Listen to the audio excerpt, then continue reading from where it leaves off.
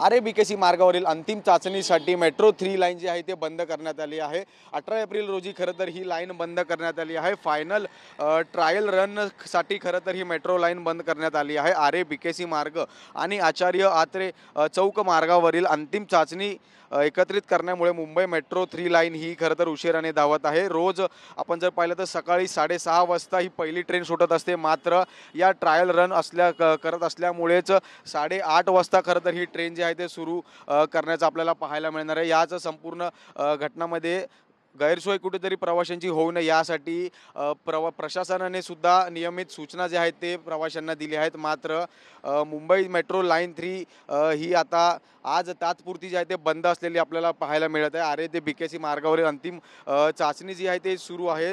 याच संयोजन जे करण्यात आलं आहे, याच दिवशी मेट्रोची सेवा जी आहे ती रोज सकाळी 6:30 वाजता सुरू असते, मात्र आज 8:30 वाजल्यापासून ही मेट्रो जी आहे ते सुरू होणार आणि याच संपूर्ण गोष्टीमुळे प्रवाशांना कुठलीही गैरसोय होऊ नये यासाठी सुद्धा मेट्रो प्रशासनाने नियमित सूचना जी आहेत ते प्रवाशांना दिलेल्या आपल्याला पाहायला मिळत आहेत।